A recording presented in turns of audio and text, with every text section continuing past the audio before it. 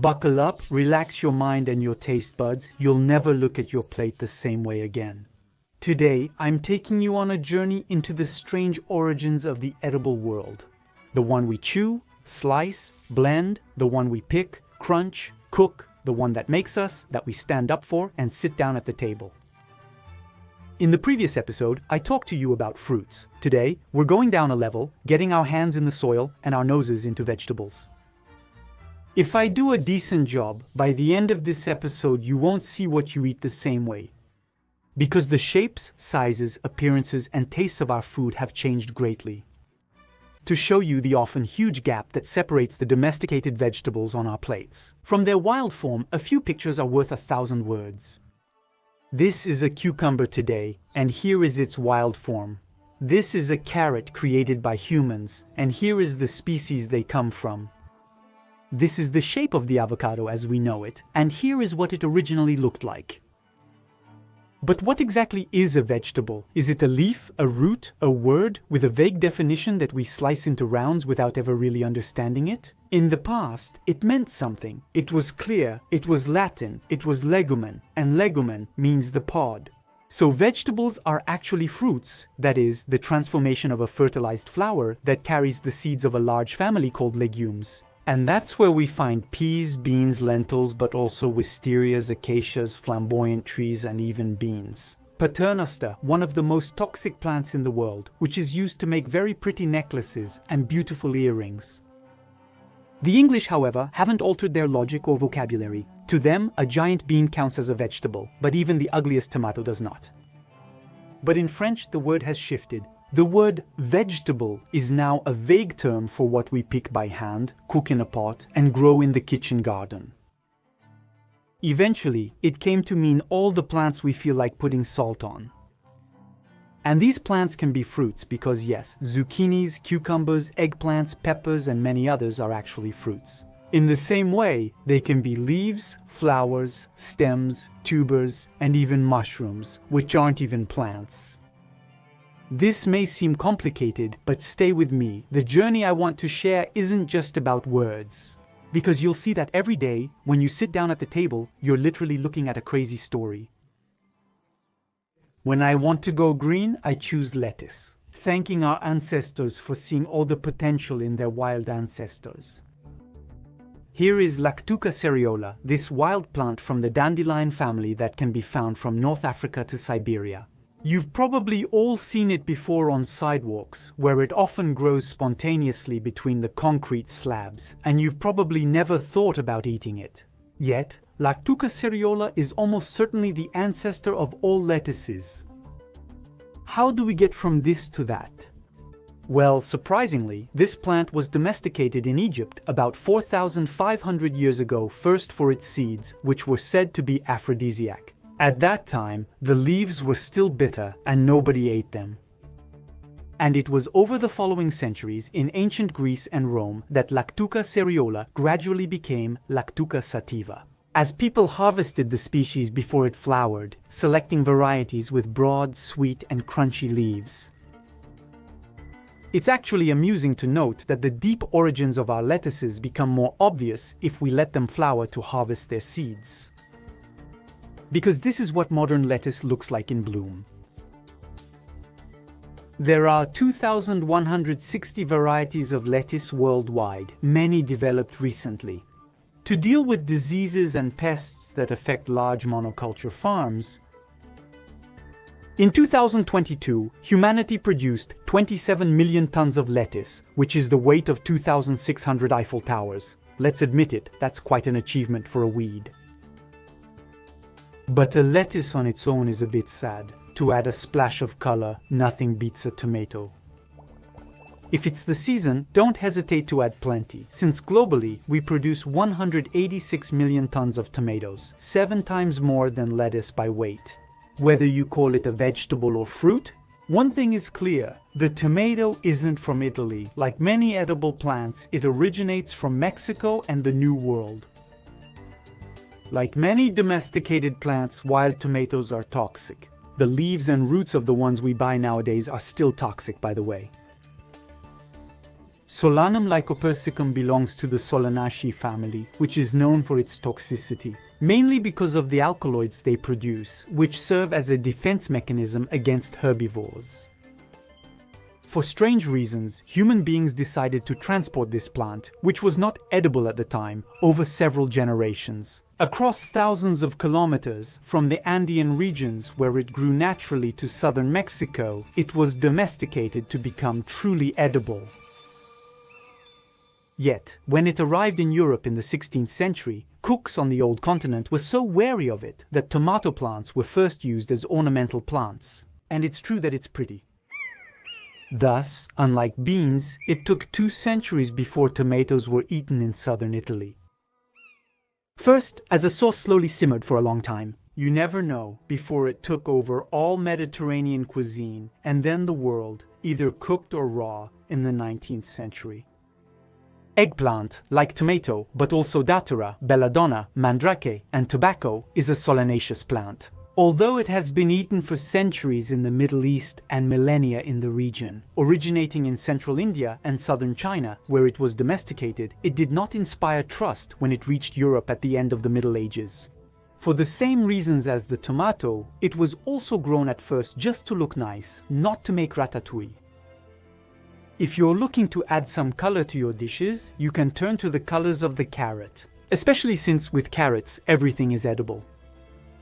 For example, you can blend the carrot tops with garlic, olive oil, and almonds to make an inexpensive pesto. Like lettuce, this plant was domesticated in Central Asia for its seeds. At the beginning of the first millennium before Christ, it was used as a herb and medicinal plant. At that time, the root looked like this. And then, the larger and less fibrous roots were selected and domesticated in the regions of northern Iran, Iraq, and present-day Afghanistan, to end up with this. During the Middle Ages, most carrots in Europe were white or yellow, and it wasn't until the 18th century that the orange carrot, which is sweeter and milder, was developed and massively produced and distributed by the Dutch. Today, it has almost completely replaced all the other old colored varieties, unlike Leeks, whose ancestor Allium ampeloprosum or perennial leek is still eaten today mainly for its bulbs. In fine dining restaurants, the leek you find at the supermarket was domesticated very early on, in the region of the Fertile Crescent, where traces of it can still be found, in what passes. They are among the oldest recipes that have come down to us. A set of 3 Mesopotamian tablets written in cuneiform script is dated to 1700 before Christ. Leek, like its cousins onion and garlic, which were domesticated further east in Central Asia, as well as chives, all belong to the allium family, which produces these beautiful flowers, grouped in umbels. They were all domesticated independently from different wild allium species, which is not the case for Brassica oleracea, more commonly known as cabbage, which all descend from a single family of wild species. Its remarkable genetic flexibility has produced truly spectacular varieties. All the cabbages eaten today come from this wild plant, which is relatively common along the southern and western coasts of the European continent. Yes, just as all dogs are recent varieties of wolves, all cabbages are varieties of Brassica oleracea. In ancient times, the first cabbage to be domesticated was kale, which has recently been called chukal. It reached northern Europe through the Roman Empire due to its cold resistance. And then, mutations continued in northern and central Europe. They gave rise to the headed cabbage, which spread everywhere during the Middle Ages, and with which cabbage soup can really begin. This variety's head, or apple, forms from stem mutations that cause leaves to cluster tightly on top of each other. But the real monsters are these two, cauliflower and broccoli, both of which originated in Italy. Their strange mutation results from a battle between stem cells within the bud. For normal flower growth, flower-producing genes must be active while stem genes stay inactive. But in cauliflowers and broccoli, both speak at the same time in a struggle for power. The result is this fleshy, hypertrophied, and magnificent inflorescence. Picked early enough, these cabbages can be boiled and eaten with vinaigrette. But if you let the struggle play out, the flowers will eventually win and your cauliflower or broccoli will bloom, giving you thousands of seeds in which maybe the next oddity, the next mutant, is hiding. Further north, a mutant of the cabbage gave us red cabbage, whose reddish-purple color is due to an accumulation of a pigment, anthocyanin, which has the strange property of reacting pH. In acidic soil, this cabbage is reddish-purple. In alkaline soil, it turns bluish. And in a high school chemistry class? Its juice serves as a natural pH indicator and allows us to talk about acid-base reactions.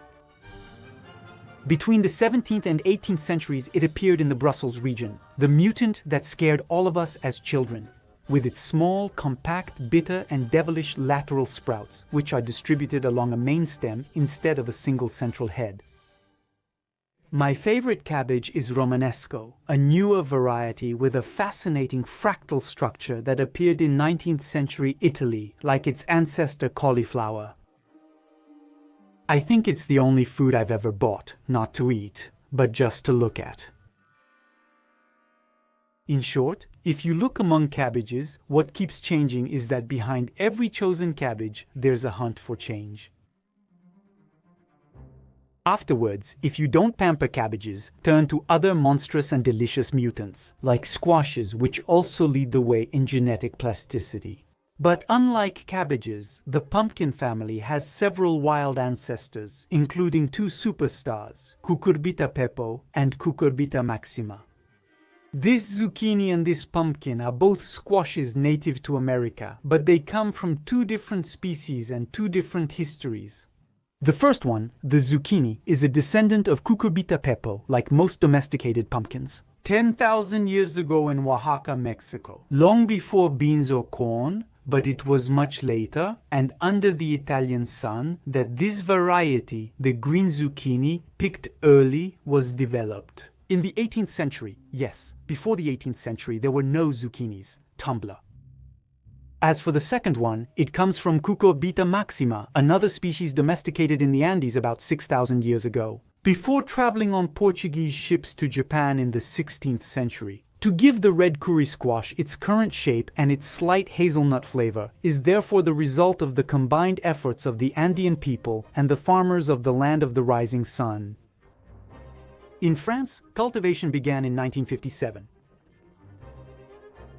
Today there are thousands of varieties of the Cucurbita genus, opening the door to truly monstrous mutants, like with the Cucurbita maxima variety. Atlantic giant, which in 2023 produced the largest fruit ever cultivated and very likely the largest fruit in the history of life on Earth, with its 1,247 kilos. In 2000, the record was 517 kilos. In 1900, it was just 181. Easier to carry home in your market basket.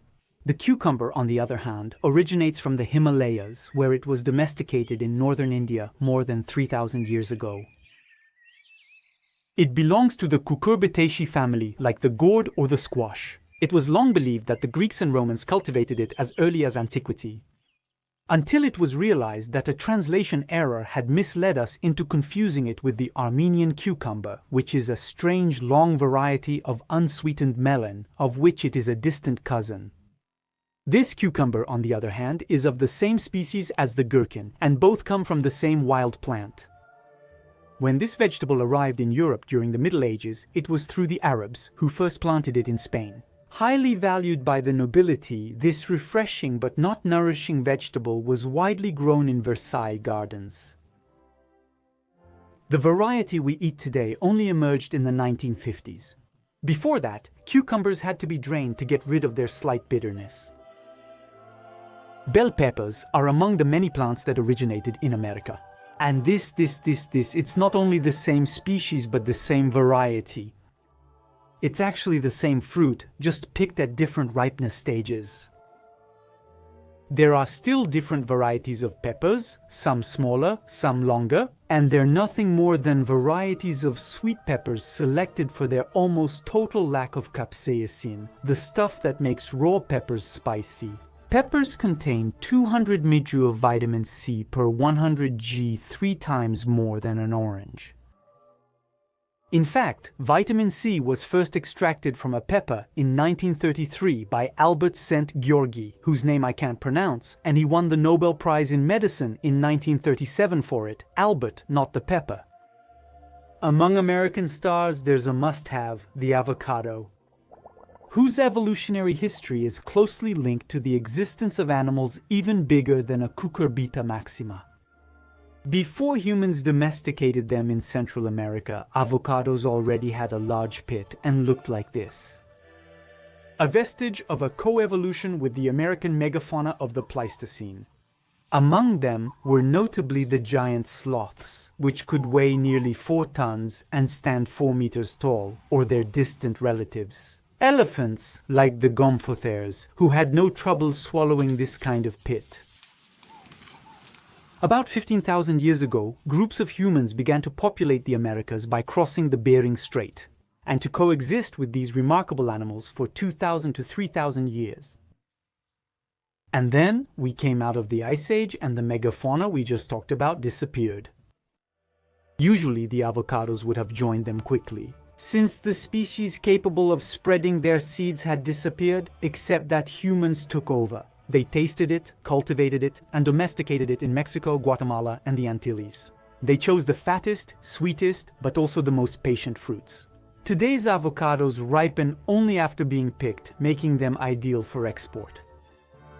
Even though this fruit is highly appreciated all over the world, Mexico remains by far the world's main producer.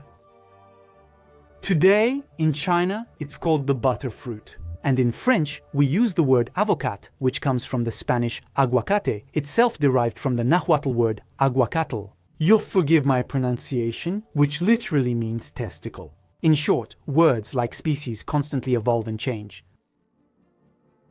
Radishes come in many shapes, colors like red, green, white, black, and a range of flavors. And they were surely domesticated several times in China, India, and the Mediterranean.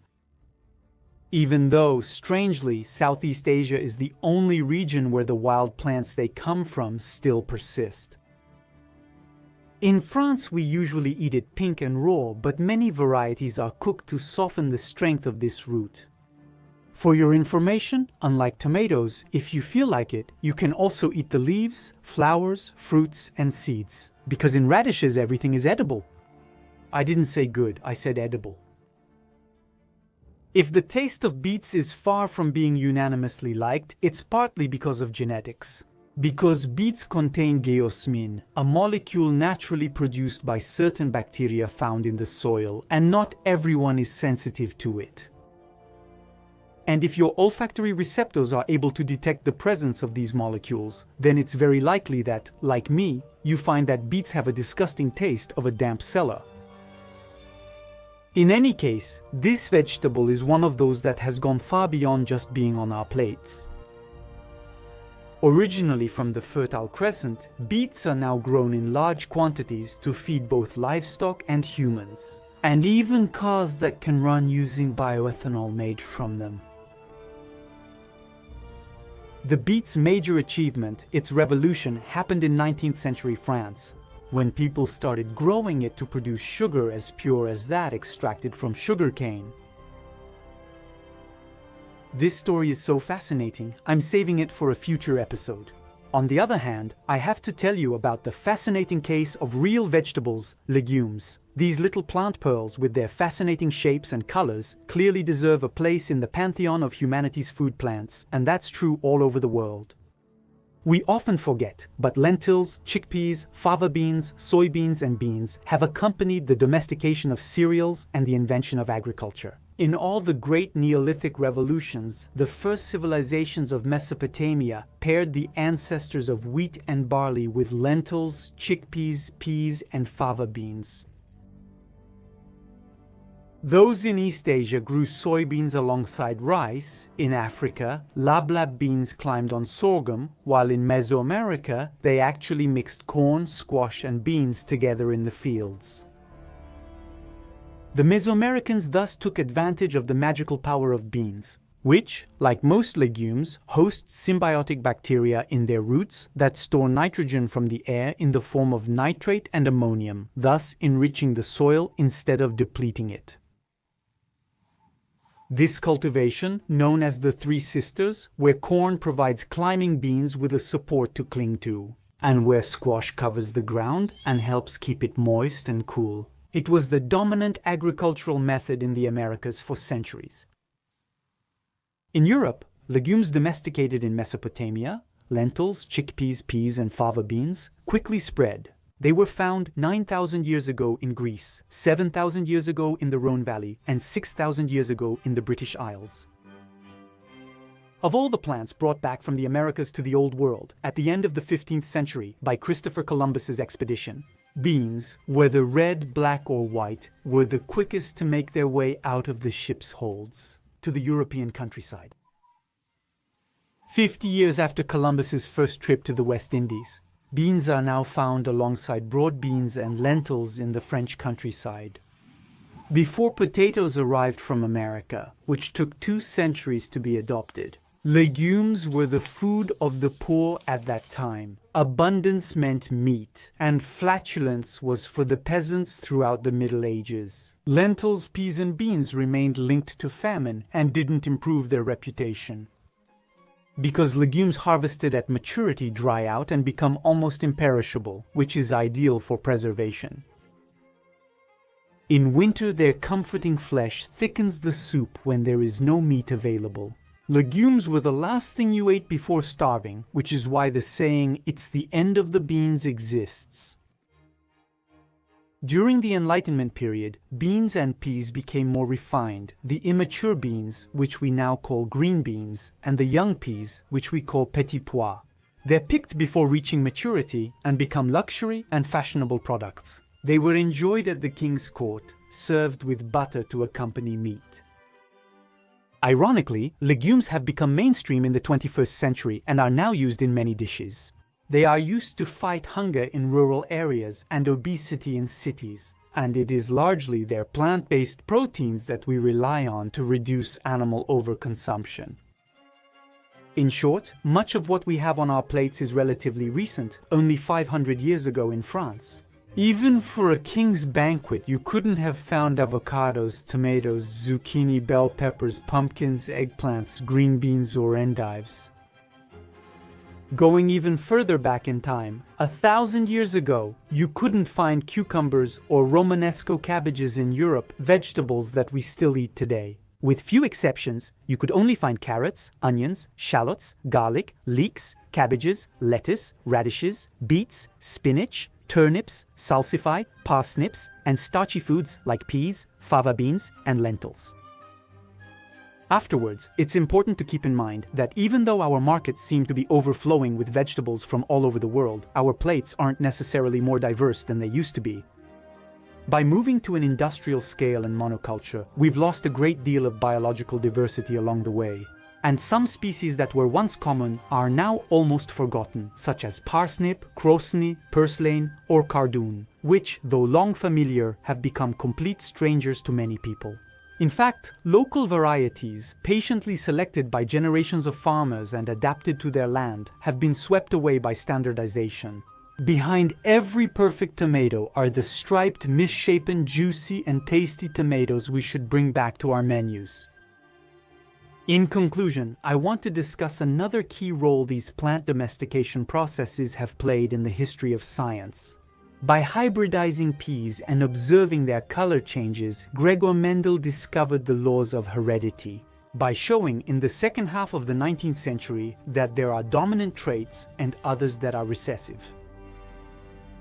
Long before revolutionizing the history of the origin of life on Earth, Darwin, a devout Catholic, cautiously began by talking about the transformation of cabbages, apples, and pigeons. Over generations, selection and crossbreeding caused transformations that everyone of his time knew. That's why the first chapter of The Origin of Species is titled Variation under Domestication. In this chapter, Darwin shows that a gardener, a farmer, or a breeder can make a species evolve by selecting or favoring certain individuals. And while this process happens slowly in nature, over millions of years, it can be observed within just a few harvests in a vegetable garden. These undeniable examples of hereditary variation, trait transmission, and accumulated differences make this possible. Charles Darwin introduced the groundbreaking idea of species evolving through natural selection, forever revolutionizing our view of life on Earth and forcing humanity to confront its simian origins. Together, these plant species, which have been selected by humans all around the globe, can be considered the greatest experiment in evolutionary biology in history. Each evening, you peel, prepare, season, and savor this story while making dinner. I really hope you enjoyed this episode, and let me know in the comments the names of your favorite vegetables or the ones you hate. Oh well, beetroot.